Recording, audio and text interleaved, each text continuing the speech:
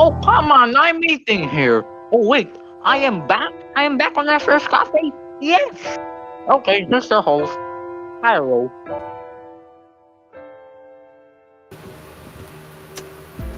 Yay! We are back, ladies and gentlemen, and yes, welcome to Asphere Coffee. Today is September 30th, 2024, and that today what that means is that, and to our TVH Network viewers out there, we are officially on air for the full duration of the show. So, woohoo! Full We will be news here. prime time. I mean, We Core will, FM prime time. we will be I said here. full news. Yes, yes, we will be here to. How do I say this? We will be here to we will be here to cover the latest tech news for the whole hour of the show on TVH Network starting today. That is for October 1, I believe here. All right. Yeah. So yeah, by the way, about the replay of us discovering TVH Network, this episode will be broadcast on Tuesday. Yeah, so if you're wondering right now. So yeah, and unfortunately, one of our fellow co-hosts, um, Dreamcar, is not going to be part of our team today because he is attending online class. So there you go. So, And um, I will be joining you later. I'm just gonna eat. and my God, the technical team started the wrong live stream. Yup, the technical team started the wrong live stream. You heard that right. The technical team started the wrong live stream. But good thing it's already been resolved. So thank you for informing me about that one while I was doing code news. That's insane. But yeah, you know what I mean, right? Okay, so now, um, oh wait, where did Mark Corrales go? Oh well. All right then. So, yes, people, I now have a mini PC on the technical team computer where I don't have to screen share now. So, yes, let's get started here. And I do need to log into the Ask Media account here, so the Discord stage can take a look. So one of the Discord audience can take a look at what we are sharing. So give me 1 second here. Let me get my phone for the password. Please don't show this to the public therapy. Thank you. All right. Let's go to Google.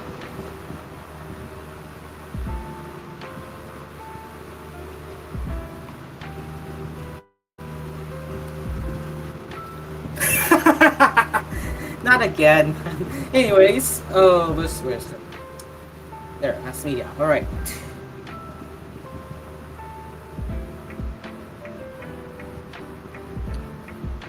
Services, password manager. Oh, great. I do not have the password saved. Am I screwed? Am I screwed? Hopefully not. Let me check AOR. There. I was gonna log it to the TOC2 or TOC1, I mean. There it is. Oh, great. What do you have access to?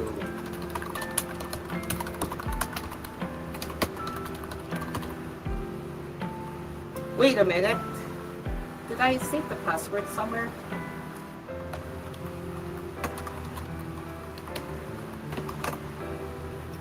I'm just going to use my AOR, I guess.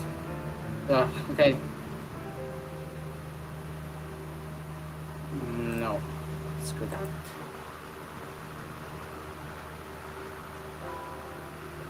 Okay. Where is?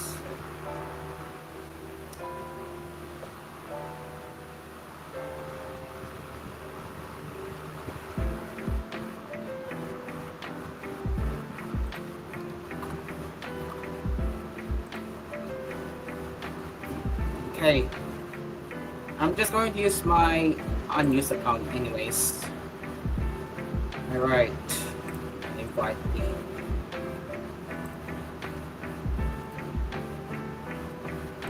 Let me just invite the... Hey, Shine Network is here. Welcome, Shine Network. Okay, let me start screen sharing here. Let me just reduce that here. Alright, hopefully we are live here. Yes? Are we, is my screen share working? There we go, it works. Okay, we are kicking, guys. Let's get started with the first headlines here. And this that is the messy WordPress drama. Oh boy, I wonder why. Let's read this one here. WordPress is essentially internet infrastructure. It's what we use, generally stable, and doesn't tend to generate many splashy headlines as a result. But over the last week, the WordPress community has swept up into a battle over the ethos of the platform. Um, Last week, the WordPress co-founder Matt Mullenweg came out with a harsh attack on WordPress engine, a major WordPress hosting provider, calling the company a cancer to the community. The statement has cracked open a public debate surrounding how profit-driven companies can and can't use open source software, and if they're obligated to contribute something to the projects they use in return. The conflict has escalated in the days with a barrage of legal threats, and has left soldiers of website operators caught in the crossfire of a conflict beyond their control. Yikes! WP Engine customers were cut off from accessing WordPress.org's servers, preventing them from easily updating or installing plugins and themes. And while they have been granted a temporary reprieve, WordPress Engine is now facing a deadline to resolve the conflict or have its customers' access fall apart once again. So, from what we just read, that it looks like it's a WP Engine. Yup, yup, WP Engine, guys. WP Engine. So if you guys don't know what WP Engine is, WP Engine is a third-party hosting company that uses the free open-source WordPress software to create and sell its own pre-packaged WordPress hosting service. Founded in 2010, WP Engine has grown to become a rival to WordPress.com, with more than 200,000 websites using the service to power their online presence. So we're going to have to skip it. We're going to go where it goes wrong here. So, here it is. WP Engine operates a bit differently. It says it focuses on investing in the community through sponsorships and encouraging the adoption of the platform. The hosting platform was acquired by the private equity firm Silver Lake in 2018, and Mullenweg views it as a business that profits off of open source code without giving anything back. That frustration came to a head last week when Mullenweg took the stage at WordCamp, a WP Engine sponsored WordPress conference, and took direct aim at WordPress Engine. The company is controlled by Silver Lake, a private equity firm with $102 million in assets under management, Mullenweg said. Silver Lake doesn't give a dang about your open source ideals, it just wants return on capital. So it's at this point I ask everyone in the WordPress community to go vote with your wallet. Who are you going to give your money to? Someone who is going to nourish the ecosystem, or someone who is going to frack every bit of value out of it until it withers? Mullenweg followed up this statement with a September 21st blog post, where he lamented WordPress Engine for contributing just 40 hours per week to the WordPress.org open source project. WP Engine is setting a poor standard that others may look at and think, oh, it's okay to replicate. We must set a higher standard to ensure WordPress is here for the next 100 years, Mullenweg wrote in the blog. He ripped into WP Engine even more, saying it's strip mining the WordPress ecosystem and giving users a crappier experience so they can make more money. Mullenweg doesn't appear to be wrong about WP Engine's contributions, but WP Engine is ultimately abiding by its rules of WordPress open source license. It's generally free to use, and WP Engine doesn't have to give back to the WordPress community just because it's banking off the open source code. Of course, it would be nice if WP Engine did, but nothing requires that it do so. Complicating this further, Mullenweg isn't just defending the ethos of open source, he's also defending his competing WordPress provider. In his blog post, he claims WP Engine is profiting of the conclusion caused by the company's branding. Mullenweg alleges that WP Engine is promising to give customers WordPress, but that the company is actually offering a distilled version of the service. He goes on to say that WP Engine will need a commercial license for the unauthorized use of the WordPress trademark, which is controlled by the WordPress Foundation, and later sent a cease and desist letter in an attempt to make the company up. W Engine is staying silent. It sent a cease and desist letter that tells a very different story of what has been going on behind the scenes. In this letter, W Engine claims Automatic, yes, with two T's, demanded a very large sum of money days before Mullenweg's keynote at the September 28th WordCamp convention if the company didn't receive it. Mullenweg allegedly threatened to carry out a scorched earth nuclear approach toward the engine. So yeah, this is a very messy drama, huh? This is a very, very messy drama. Very messy drama as we speak. Very messy. And what's even worse, WP Engine alleges Mullenweg harassed the company through text messages and calls, with one screenshot that's text saying, "If I'm going to make the case to the WP community about why we're banning WPE, I need to do it in my talk tomorrow." The text, which Mullenweg confirmed he sent in an interview with Twitch streamer The Prime Agent. He said he prepared several presentation slides for his WordCamp talk, with the working title "How Private Equality Can Hollow Out and Destroy Open Source Communities," a story in 4 parts. So, yikes. You can see the 2 sentences right here, guys. You can see the 2 sentences right here. Yeah. So WP Engine refused to pay WordPress, and then they alleged Mullenweg that he followed through his tracks. And then WordPress.org made it clear that they will be going after WP Engine for not only failing to give back to the WordPress project, but also for its alleged misuse of the WordPress trademark. So what can you say about this, guys? What can you say about this? What can you say about this? What can you say about this, people? What can you say about the messy drama between WordPress.org and WP Engine? Do you think WordPress.org made the right decision to take action against WP Engine, or do you think is it the WP Engine's fault? What do you think? What do you think, guys? What do you actually think? So yeah, what a messy drama. I cannot say this one, but I think both sides are at fault at this point. Both sides are at fault. Wait a minute, Cairo. We got some news from Mamon. Permanently magiging 8 p.m. na ang hangout with Mamon. Oh, 8 p.m. na? Wow. Yes. So mga kaibigan, hangout with Mamon, bagong time slot, alas 8 ng gabi, Lunes hanggang Huwebes. Thank you for the updates. Thank you for the updates. Right, thank you for the updates, Mark Morales. So you heard that right from Mamon. Hangout with Mamon will be going back to its very original time slot, 8 p.m. So we will be updating the schedule on online radio box during the broadcast of Asphere's Cafe.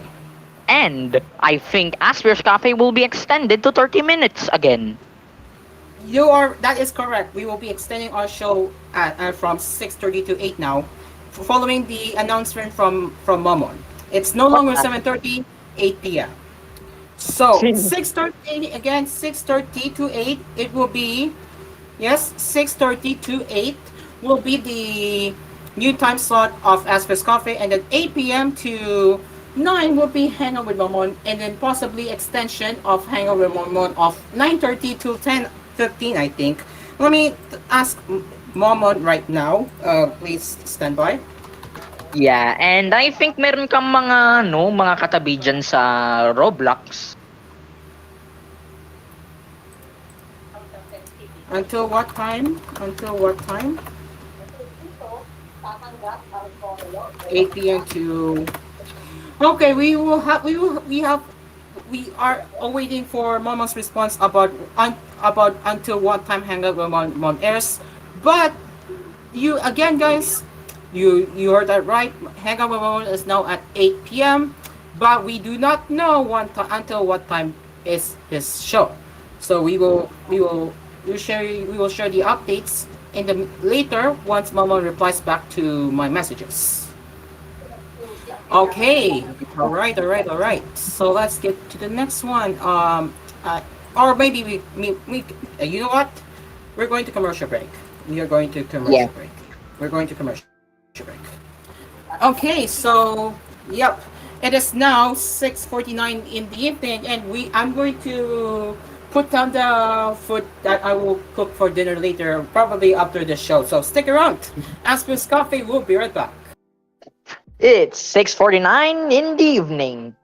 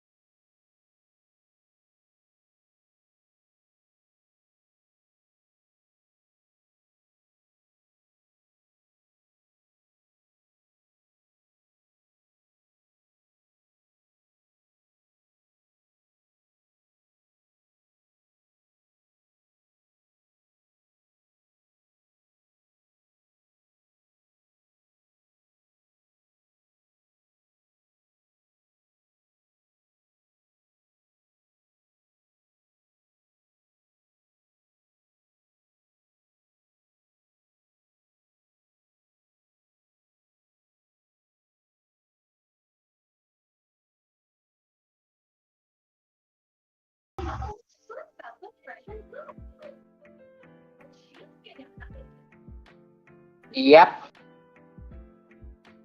Yeah. Mm-hmm.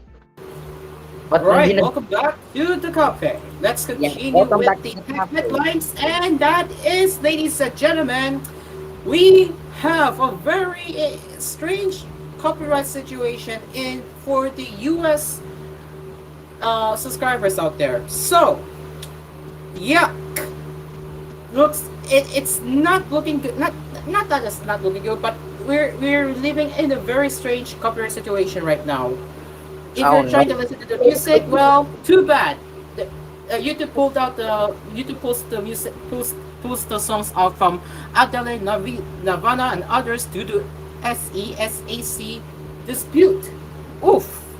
Okay, so we're gonna talk about this one. So yes, don't worry, Spotify is obviously not affected. Other music streaming platforms are obviously not affected either. Only YouTube and YouTube Music are affected by this dispute. So, let's get into that real quick here. So, some of the most watched and listened to music on YouTube and YouTube Music disappeared on Saturday, replaced by Shred Music with this simple, generic error message. This is probably not what people expected when they tried to stream Adele's Rolling in the Deep or other songs from artists, as varied by Kendrick Lamar, Britney Spears, Green Day, Kanye West, and Burna Boy. This leaves two questions. What the hell is SESAC? Yo, what the heck? What the freaking heck? And okay, sorry, but yeah. Now you may be wondering, who the hell is SESAC and when is the music coming back? We don't know. But for the first question, well, SESAC stands for the Society of European Stage Authors and Composers, which has been around since 1930, and according to its website, currently licensed the public performance of more than 1.5 million songs on behalf of its 15,000 plus affiliated songwriters, composers, and music publishers. It's smaller than similar organizations like BMI and ASCAF, but SESAC lists many big name artists in its portfolio. In 2017, not too surprising, it was acquired by the private equity firm Blackstone. Answering the question of when the SESAC mix event on YouTube and YouTube Music will end, or even when music has been removed, is a little harder. SESAC has a searchable database of its repertory, although not all the songs listed there appear to have been removed. There's even a 44,267 page PDF available on the website if you would like to read the complete list. We're not going to go there since it's time consuming for the show, but not all songs were affected in the same way. While one listing for Kenya, West Power is blocked, as of this writing, the basic video version continues to stream just fine. If we can confirm that right here, let me just open it in private window. I'm just going to mute the music.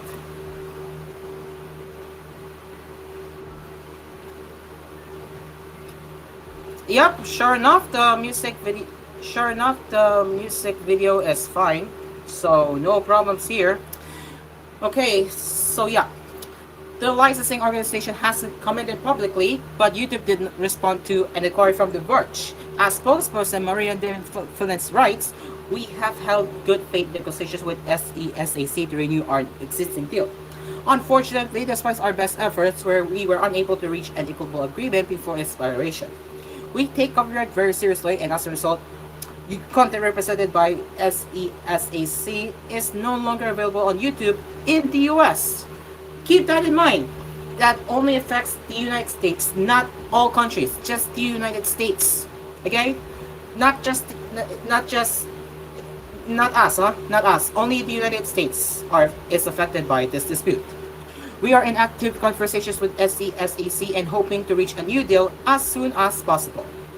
According to an unnamed source cited by Variety, this could be a negotiating tactic by YouTube because they say the previous deal actually does not expire until next week.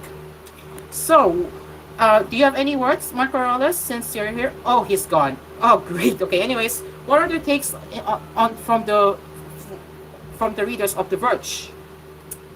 Alright, let's see. Zero Ninja said, I hope this provides ground for SESAC to be dissolved. To say this angers me greatly would be the understatement of the century. The fact that corrupt organizations like SESAC can hold hostage equality music over greed and monetary squabbles when they are viewed ubiquitously is a sign of how useless and corrupt said organizations are. I agree. I can attest to this one. I can attest to this one. I can attest to this one. I just wish they would give me an option to exclude YouTube content from YouTube Music and the like team. No comment on that. Here's the take. This is a fine balance. We're all used to accessing all music nowadays with streaming. The cost of licensing of that must be astronomical, and that's only covered by ads or paid subscriptions for like $15 per month. YouTube needs all popular music. Licensors need the audience to get the money. I bet if the licensors stood firm, they would be able to squeeze some more juice out of YouTube.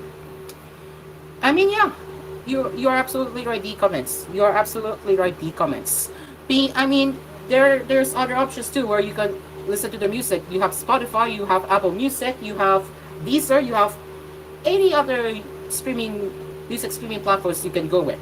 So again, by the way, guys, this only affects the United States viewers and listeners. It does not affect us, which is the Philippines. That's where we produce the show here in the Philippines. Again, this is only affecting the United States subscribers.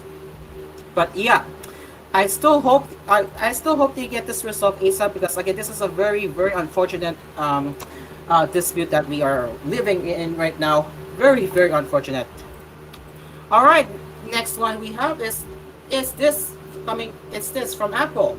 Apple may release an iPad-like smart home display next year. A new smart display from Apple next year could run a tvOS-based Home OS. Ooh, okay, so this is interesting. That the brand new operating system Home OS will be based from tvOS, and I say this is interesting. Apple is preparing to take a fresh run at the smart home that starts with a rumored smart display that it may release next year. That's according to Bloomberg's Mark Gurman, who writes in his Her On newsletter today that the display will use a new operating system called Home OS that's based on the Apple tvOS, much like the software that drives HomePods now. Gurman reports that the display will run Apple apps like Calendar, Notes, and Home, and that Apple has tested prototypes with magnets for wall mounting, and it will support Apple Intelligence. What a surprise! Something Apple's HomePods don't currently do. Rumors of such a device have been going on for quite some time now, with form factors ranging from a HomePod with a screen to display attached to a robotic arm that swivels to face you on video calls. Excuse me. But products along those lines have been sounding more real lately. Another recent rumor suggested that the home accessory device coming soon will be square-shaped, and that users might be able to use hand gestures from afar to control it, as 95 Mac wrote earlier this week. And Mac Rumors has reported on apparent co-reference to the device and Home OS. A display like this sounds more down to earth than Apple's robotic screen idea. It could also be less friendly and hopefully less expensive than trying to use an iPad as a dedicated smart home controller. So we will see if that is going to help, and it will compete with Google Nest Hub and Amazon Echo. Yes. All right. So what are the takes from the readers of The Verge before I share my take here? Let's see. Excuse me. So we have the first one from Aris244. Apple Home isn't really a great home automation platform, and the issue isn't lack of touchscreen controller. Look at how Hue does lighting and Home Assistant does everything else. I am not even a huge fan of Home Assistant, but it beats Apple Home on all fronts. So what from their contacts, they're saying that Apple Home isn't doing well, while Philips Hue is doing good in controlling lighting. Well, that's something. I have not seen the real life test results yet, but we'll see. I am optimistic. This is coming from Tusuyo, but they're going to hype it, then drop that has a starting price of $999 or something ridiculous. Yeah, typical Apple. I mean, if the HomePod without a screen can start at $350, it doesn't actually seem to far-fetched. Yeah, not bad. Spooky Motor says, I hope this will run tvOS apps by default. So we have streaming service support by it at day one instead of waiting for the companies to support it. I can agree with this one. I can agree with this. I will agree with his take here. So yeah, if Home OS does support all streaming services with right out of the box, then good.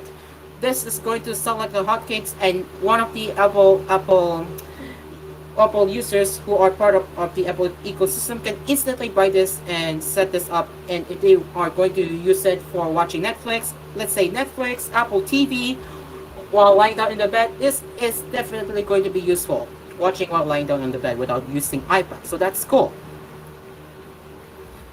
Certain individuals thinks that it will be really popular. You think so, huh? You think so? I would say that it would be good. Yeah, I think it will be popular. I agree with that. I agree. Okay, so yeah. What else here? GT Field said, I hope Apple released a device like this. Apple's device seemed very single person oriented. Seems like you would want something like this to be multi user oriented, so it will be interesting to see how Apple handles this. Yup, you're correct. You're correct. I will say yes. Yep, that is all. That's all for what we can expect from Apple about the about the um, about the iPad-like smart home display. Very interesting stuff. Yeah. So, now that Mark is here, do you have any takes before we go to commercial break? Mark?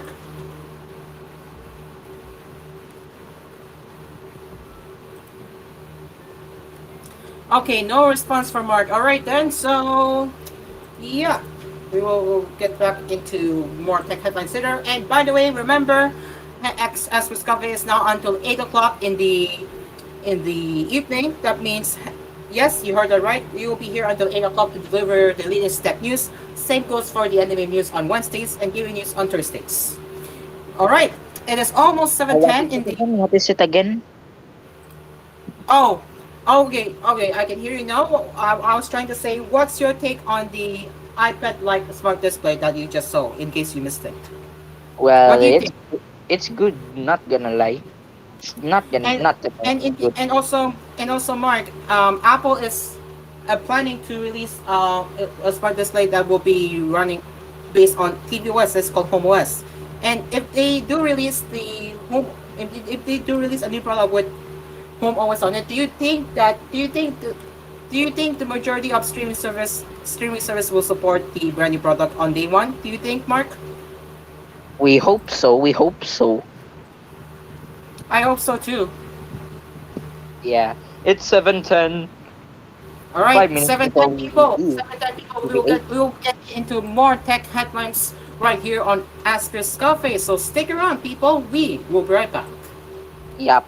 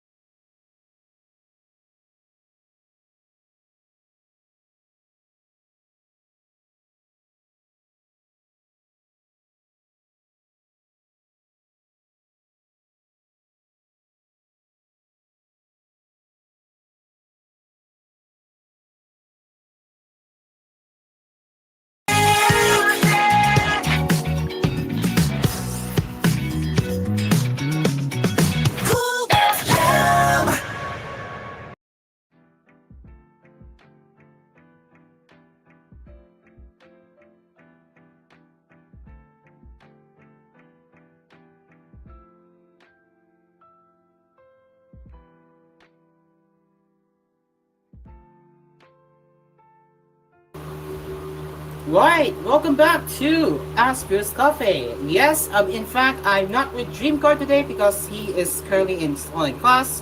But yeah, okay. So apparently we are in slow tech news today, and oh wait a minute, the news just came in.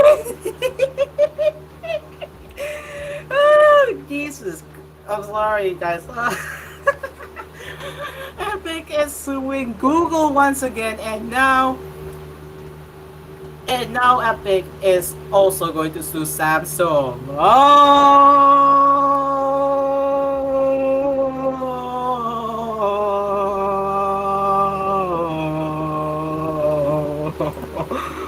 Oh my god.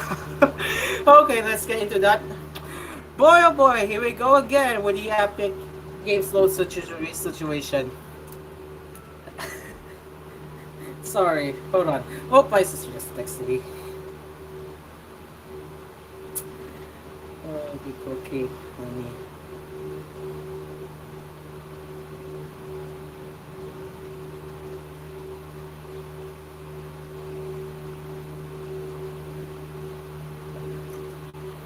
All right, let's get into that. This is going to be an insane and crazy situation right here. 4 years after Epic sued Google for running an illegal app store monopoly, a case it won this past December, well, Epic is suing again. The Fortnite game developer has filed a second antitrust lawsuit against Google and now additionally Samsung, accusing them of illegally conspiring to undermine third-party app stores. The lawsuit revolves around Samsung's auto blocker feature, which now comes turned on by default on new Samsung phones. While it's turned on, it automatically keeps users from installing apps unless they come from authorized sources, namely Google and Samsung's app stores. Epic claims there's no process for any rival store to become authorized. So let's go back to the original lawsuit from 2020. When Epic filed its original lawsuit against Google and Apple in August 2020, it didn't yet have its own mobile app store. Now it does. On August 16, it launched the Epic Games Store on Android globally and on iPhones in the European Union, where the EU Digital Markets Act forced Apple to allow alternate stores.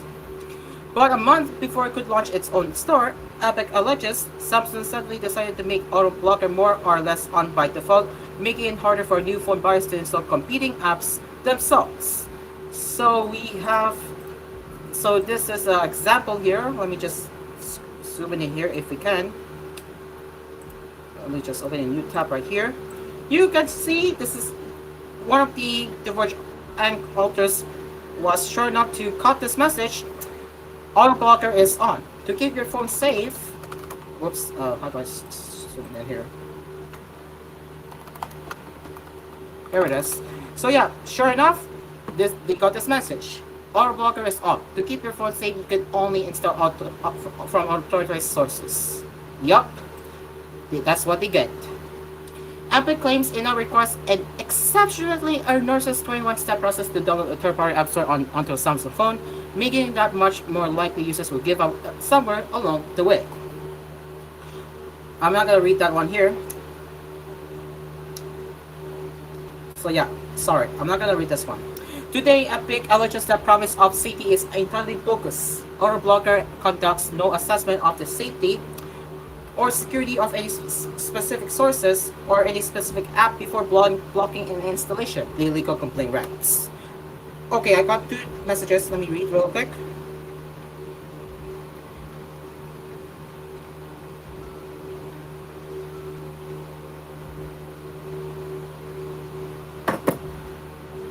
The thing's not designed to protect against malware, which would be a completely legitimate purpose, says Epic CEO Dave Whitney. The thing's designed to prevent competition. In a roundtable interview with journalists, though, Whitney admits he doesn't yet have proof that Google and Samsung colluded. He's hoping that it comes out in the legal discovery process. Like so many embarrassing things that in Epic versus Google. He also admits he didn't actually ask Samsung if the company would freely make the Epic Games Stores an authorized source. Like with Whitney's previous lawsuits, he claims that because he's fighting on behalf of all app developers, not just Epic. If we would fought Epic versus Apple and Epic versus Google solely on the basis of Epic getting some special privileges, perhaps settlement discussions with Apple and Google might have been fruitful, says Sweetney. But if we did that, we would be selling out all developers. Instead, he says he probably asked Samsung to either change auto blocker so it's turned on by default, or to create an honest whitelisting process that would automatically let honest apps through Samsung's new barrier. Well, when Samsung and Epic couldn't agree on the basis of that whitelisting process, he says Epic tried in legal action, even sharing a draft version of today's legal complaint with Samsung. We have the Verge has asked Samsung to confirm or deny whether AutoBlocker actually scans an app for threats or suspicious activity and whether it worked with Google on the feature before. They have not heard it back as of this time.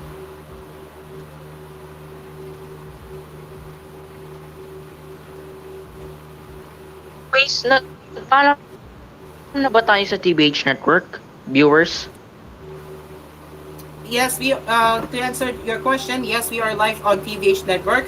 That is called Cool FM Primetime Stream. Arrow? Okay, back to what I'm saying. And there again, it's a 7:25. Continuing what I'm reading here. Okay. I suspect Samsung will point out that it doesn't secretly or quietly turn on auto blocker though. It lets users choose. The default setting for auto blocker is set to on in the phone's initial setup wizard, but you can also change the setting to off during the initial setup, the company's support page notes. It's also not yet clear whether Epic has been harmed by auto blocker. Only 2 new Samsung phones have shipped since Samsung turned it on by default. While Whitney claims Google's previous attempt to add friction to third-party apps unknown sources caused half the people who clicked on to give up partway, he admits he doesn't yet have data showing that the Samsung feature is making things worse. He says the Epic Games Store has now reached 10 million mobile installs and gets a totally achievable 100 million target by the end of the year. He characterizes that as traction but not an enormous amount. In Epic versus Google, the company argued that the announced sources install flow made it so hard to attract new users to a rival app store. Whitney was eventually forced to bring Fortnite to Google Store even though he promised Samsung he wouldn't. Though the jury wasn't asked to decide on unknown sources specifically, they did decide that Epic was harmed by Google's behavior overall. Epic is asking for a jury trial this time as well. Speaking of Epic versus Google, we're expecting Judge James Donanto to issue his final order there any day now, and it's easy to imagine a world where Epic versus Samsung gets affected by how he decides to change Google's behavior. If he grants Epic's biggest ask, the Google Play Store would be forced to carry the Epic Game Store and other app stores inside of it, and third-party app stores like Epic's would also get access to Google Play's entire app catalog. In that world, auto blocker seems a little less relevant. So yeah, but the Google app appeal is guaranteed, and Epic is positioning today's new lawsuit as a way to prevent and dissuade Google and partners from pursuing a malicious compliance strategy in the meanwhile. You could even argue that that's what Judge Donato asked for. In Epic versus Google, he repeatedly told Epic's lawyers that he wouldn't grant their request for an anti-circumvention provision to keep Google from getting creative with workarounds. Don't break the law injunctions. If you have a problem, you can come back, he said last November. Sweeney wouldn't necessarily commit to suing other companies that erect barriers to third-party app stores, but says Epic is watching that very closely. Fortunately, nobody has done this but Samsung, and we hope to keep it that way. So yeah, that news just came in, guys, and there's no takes answers this time, but I would say, good luck to both companies, I guess. Good luck. Good luck. Yeah, good luck to them. Yeah, good luck to them. Okay, And let's get into the next one. na ba tayo sa TVH Network viewers? Yeah, yes. Check the TVH Network. Check the TVH Network's YouTube channel. We are absolutely live. Don't worry. Okay. Okay, so let's see where we can find the next. Ah, right. I almost forgot. Samsung announced the brand new. Samsung announced their Galaxy S24 FE and the Galaxy S10. Let me show you that right now. And this is the Galaxy S24 FE, which I did not caught that in my bingo card for this month. When was this announced? Let me look that up. When was this announced? I didn't catch that in my bingo cards. Hold on. 3 days ago. There we go. It was announced 3 days ago. So it was announced last September 27th. Yeah, I forgot. It's not in my bingo cards, but yes, people, the Galaxy S24 FE has been announced and it is currently on pre-orders. As we go here, let's see how much does that cost. Okay, so the price is. For the price, it starts at 39,990 pesos for the S24 FE. And yes, they have 128 gigabytes of storage, but it's coming soon since this is still in pre-order. So yeah, it's coming soon since this is still in pre-order period.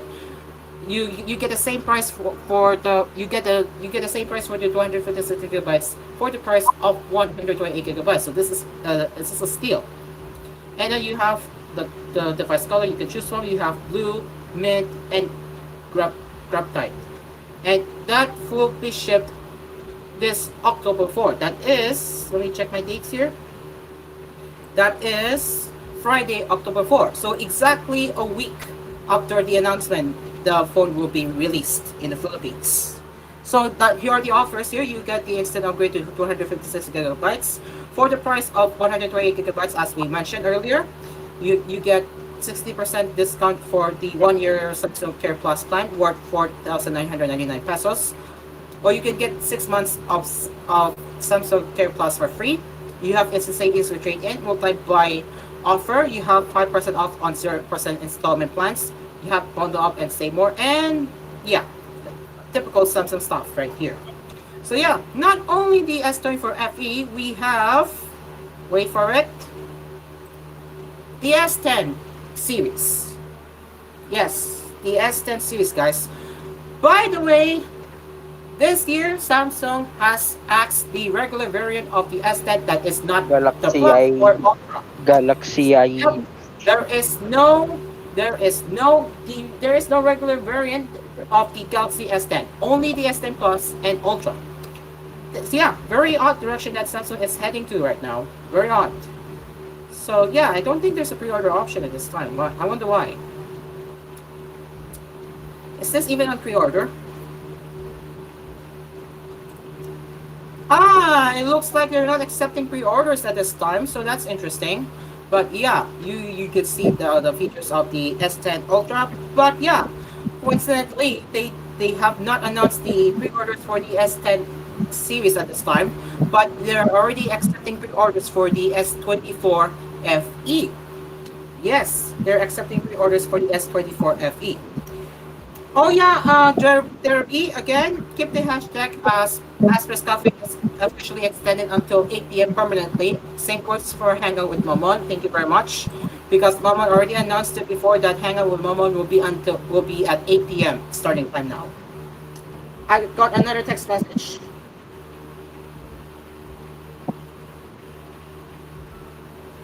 Hmm. Hold on.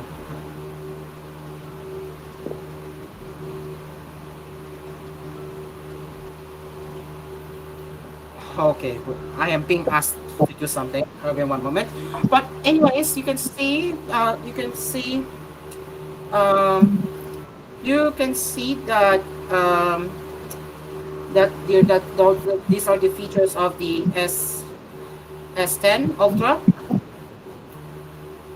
Actually, yeah, S10 Plus and S10 Ultra. But yeah, honestly, for me, I don't think it's much differences unless you are the one of the person who prefers upgrading every year. But yeah, I don't really think it's a major leap for me, in my opinion. But yeah. Oh wait, they have a comparison chart. Hold on, they have a comparison chart already here. So yeah, let's take a look. What are the comparisons right here? So yeah, they already have a comparison chart. So they have S10 Ultra, S10 Plus, S9, and S9 FE Plus. So all of the tablets have Galaxy A on it except the FE. The FE only has the cycle to search. So yeah, from S10 Ultra to S9, they all have the Galaxy AI features. So yeah. They have 1 terabyte option for the S10 Ultra. They have 60 gigabytes of RAM as well for the Ultra. So yeah. Oh, wait a minute. Wait a second. The S10 Ultra is the first Samsung tablet to support the Wi-Fi 7. So yeah, ladies and gentlemen, the S10 Ultra already supports Wi-Fi 7. So if you have a Wi-Fi 7 router, and or you plan on getting the Wi-Fi 7 router in the future, you already get the S10 Ultra Samsung Galaxy Tab Ultra S10 Ultra tablet, your tablet is already future-proof for the Wi-Fi 7. So you're already in for the Wi-Fi 7 in the near future. So the other two are the Wi-Fi 6E capable, and the last tablet, which is FE, only supports the regular Wi-Fi 6. So yeah, so far so good right here with the latest slate of the Galaxy Tab series. Yeah, this is going to be interesting. And currently, no pricing has been revealed for both S10 Plus and S10 Ultra as of this time. So yeah, there you go. These are the unveiled Samsung products that we know now. The S10 for FE and the Tab SN. Sorry, the S10 for FE and Tab S10 Plus and S10 Ultra. Alright, now let's get into the Google related news. And I have heard that they have finally released their new product for TV, that is Google TV Streamer. So let's get into that right now. Let's see here. We have already covered that one from The Verge earlier, so we're not going to cover it again.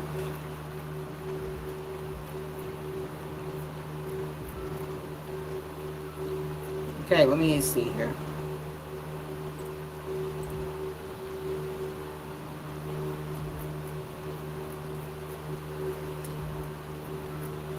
So what do they say about the Google TV Streamer? Oh yeah, oh wait, you know what?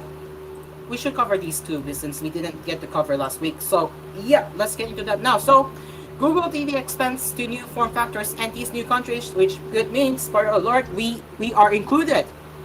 Alongside the launch of the new Google TV Streamer, the platform is expanding to new types of devices as well as a few new countries. One of the things keeping Android TV around are the form factors that haven't yet adopted Google TV. A great example here was ceiling projectors, which for a long time avoided Google TV. That's been changing as of late thanks to launches from XGME and other brands. Another new form factor we have seen lately are ARC TVs similar to Samsung's well-known The Frame. Hisense and TCL have launched sets like this covered by Google TV in recent months as they covered. Google is today making these new form factors official for the platform, suggesting we will probably see even more over time. So this is a statement from Google. Selection for Google TV devices is better than ever. In addition to the new Google TV Streamer, you can choose from new ARC TVs from Hisense and TCL and small projectors from Kanfakyo, Epson, and XGME. Beyond that, Google TV as a platform is expanding to new regions. Google says that Thailand, Indonesia, Vietnam, and yes, our country is there, the Philippines are now supported. Though keep in mind that some Google TV features can vary based on your region. So in my test day, I have my Google Chromecast with Google TV HD variant, and all I see is the For You apps and library tabs. And you don't get the TV series. Oh wait, you do get the TV series, but but the selections is very limited. You get Netflix, IQE, Prime Video, and Apple TV. Just those services. You don't get Disney Plus recommendations because Disney Plus here in the Philippines, it operates very different compared to the rest of the countries, except Southeast Asia, excluding Singapore. So yeah. And alongside, we also have some news about the Google TV that it's now sitting at 270 million active devices. Over the past several years, Google's efforts in building a TV platform have resulted in steady growth. There were 80 million active devices as of 2021, up to 110 million in 2022. By 2023, that number had crossed 150 million, totaling 17 million new devices over about 2 years. Yeah, time went quick, huh? Things have since sped up dramatically. Google this week confirmed that Google TV and Android TV OS are now active on over 270 million devices, which are active monthly.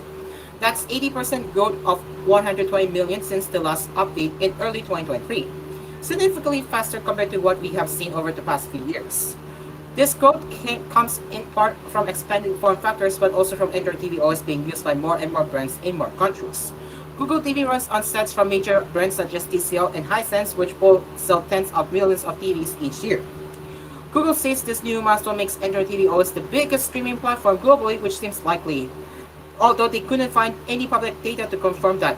So, yeah, ladies and gentlemen, that is we saw a positive news about Google TV. Google TV, Google TV's catered recommendations are officially here in the Philippines, and we are seeing and more devices powering Google TV for the new form factors, and reaching the total of 270 million active devices.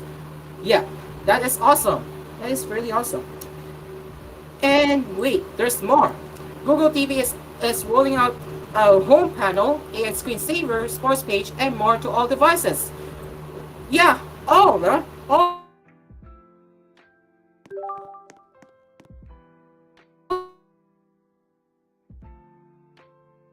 devices.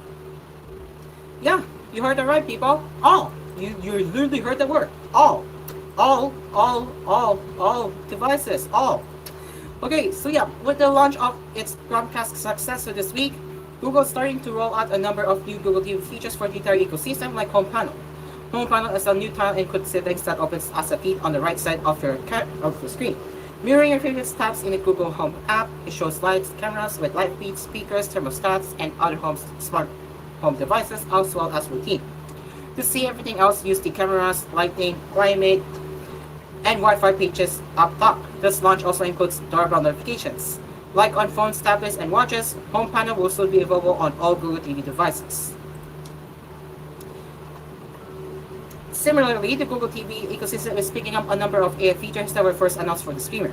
This includes Gemini-powered overviews in listings that summarize what a show or movie is all about, along with season-by-season breakdowns, what people and critics are saying, and what else to know. Content advisories. It is being rolled out, but currently it is only available in the US. I will say I have not received any new features yet, but I will inform you when I get one.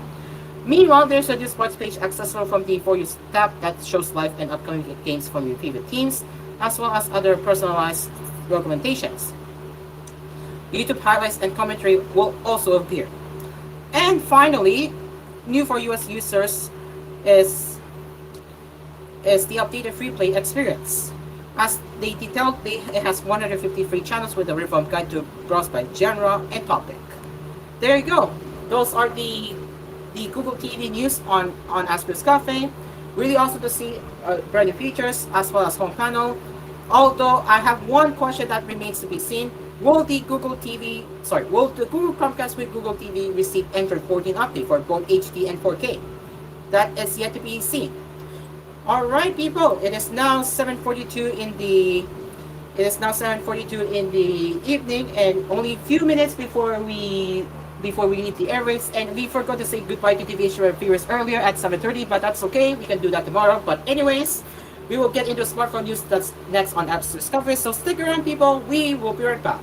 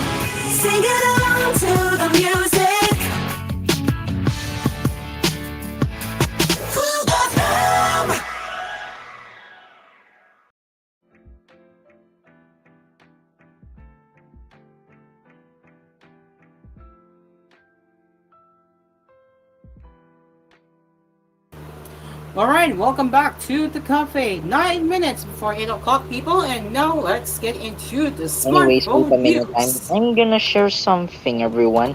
Ito po Oh, yung you mga have. Do you want? walang... Wait. Do you want to share what you have in store before we could be? Do you have something to share in our show? No, no. Sasabihin ko lang yung mga walang pasok bukas, October 1, by the following areas due to Julian PH. This was from the Billionaire Reviews channel. Baguio City, preschool to senior high school. Batanes on all levels. Benguet Province, kindergarten to senior high school. Cagayan Province, Tuaw, all levels. Apari, all levels. Public, private to decide. Lalo, all levels. Dagupan City, all levels. Pangasinan, all levels. Tarlac Province, Moncada, all levels. Yan pa lang. All right, thank you very much, Mark Corrales. That is not what we usually cover in our cafe, but okay. Now let's get into the smartphone news, ladies and gentlemen. Oh It my looks god, like my the favorite. it I looks think like I'm the gonna see another smartphone. HMD is delisting Nokia smartphones across European markets.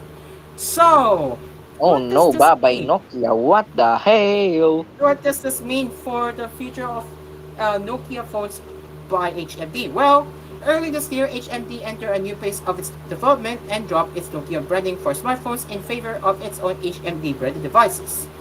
HMD continued to offer Nokia branded smartphones, feature phones, and tablets for the past months, but its team supplies for those have come to an end, at least in Europe. You won't find Nokia branded devices on any of the official HMD websites in the old continent, but Nokia devices are still present across HMD storefronts in Asia, Africa, the Middle East, Australia and New Zealand, and Latin America. They assume that availability in those regions will also see sooner rather than later. So, yeah, HMD's support page still has Nokia smart and feature phones which will continue to receive software support, but it remains to be seen for how long. And as you can see in the photos already, looking by the signs of it, the Nokia XR21 has already been rebranded to HMD XR21 in their new stocks of XR21. So yes, if you recall, the XR21 was originally called Nokia XR21 from last year, huh? From last year. Yes, if you look it up, if we look it up here, it was originally called as Nokia XR21. But now, with the recent screenshots, it has been rebranded to HMD XR21. So yeah, the new stocks of XR21 will now be called HMD HMD XR21 instead of Nokia XR21. There you go. So yep, it looks like we will be witnessing the beginning of the end for the Nokia branded devices from HMD. So this is just the beginning, ladies and gentlemen. This is just the beginning. Okay, so let's see what's the next one here. All right, so nothing much has been developed as of lately. Yeah, nothing.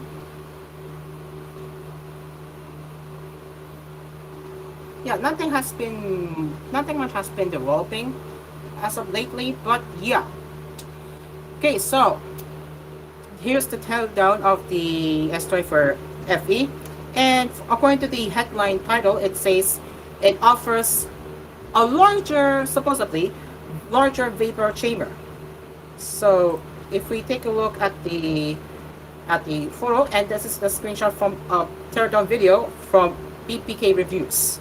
So you can see we have a not slightly, supposedly larger vapor chamber right here. And if removed, this is what it looks like right here. So yeah, very interesting. And the repairability score of the Asphere for FE from PPK Reviews is 8.5 out of 10. It is the exact same score as the S23 FE. So this is due to the minor concerns over the overall design, ease of screen replacement, and ease of sourcing parts. Samsung will support the phone for 7 years, which includes availability of components. The S24 series hasn't been added to the sub repair service program yet. This normally happens once the devices turn 1 year old. So yeah, good news for the fans. Good news for the enthusiasts like me who are who are who are into repairing smartphones, yeah, this is a good news. This phone is repairable. But one concern that I have here is that I do hope the parts are not locked to the software, because if it locks to the software, then I can expect the downgrade of the score, and it is not a good. I do not want Samsung or any other companies to follow Apple's strategy. You don't want that to happen, right? You don't want them to you do not want to let them happen. Sorry. You do not want to let other companies follow Apple's strategy in being anti-repair, okay? Yeah. Okay, there you go. So that's the S34FE teardown, which offered along with the large vapor chamber. And the Vivo X200 front design and camera samples emerge. Again, coming from GSM Arena, the Vivo X200 series is launching on October 14 in China, and the teaser campaign is in full swing. The latest additions are images of the X200s from next to last year's X100, as well as a few camera samples from the main and periscope lenses. So here is the image here. On the left, that's the previous design. Then the right is the on the right is the X200. No more curves, huh? No more curves. Full flat. And then you have the image examples right here, which we can show you right now.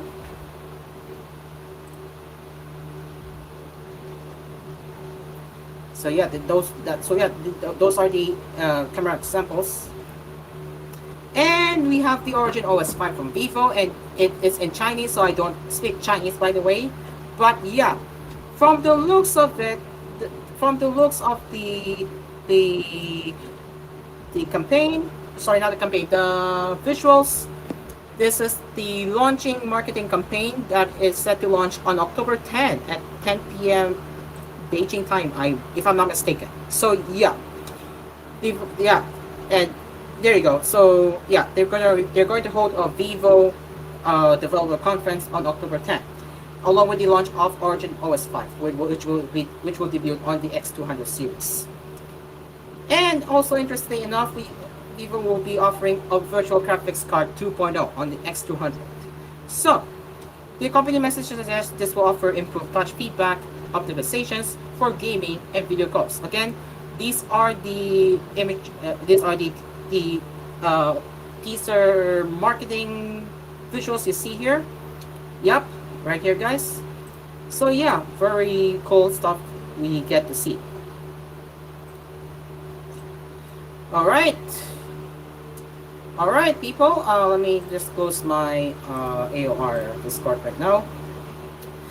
Okay, people, we have 1 minute before we say goodbye to the cafe. Yes, we have one more minute before we say goodbye to the cafe, and that is before Hangout with Mon, so last 30 seconds. So, yeah, what a great show, and this is probably the official episode that we have extended the show until 8 p.m. So, yep. To recap, Asphere's Cafe will now run at 6:30 to 8 p.m. starting today. And for TVH Live viewers, that's from 11 a.m. to 12 noon before Eat Bulaga. That means last 30 minutes will be exclusive to Cool FM and the live streams of TVH Network, TG1 Entertainment, and S Media. And along with that, that is going to be our successful episode of Asphere's Cafe that marked an official 1 hour and 30 minutes episode of Asphere's Cafe. So there you go. Crazy. And like our fellow host, Momon is here. So that is it for Asphere's Cafe. Thank you very much for joining our cafe sessions tonight. We will be back again tomorrow at 6:30 p.m. until 8. Remember, we will not be here until 8 p.m. Until Yeah. then, I'm Carlo. We will see you tomorrow for more tech news sessions right here on Asphere's Cafe. Bye-bye. Good evening.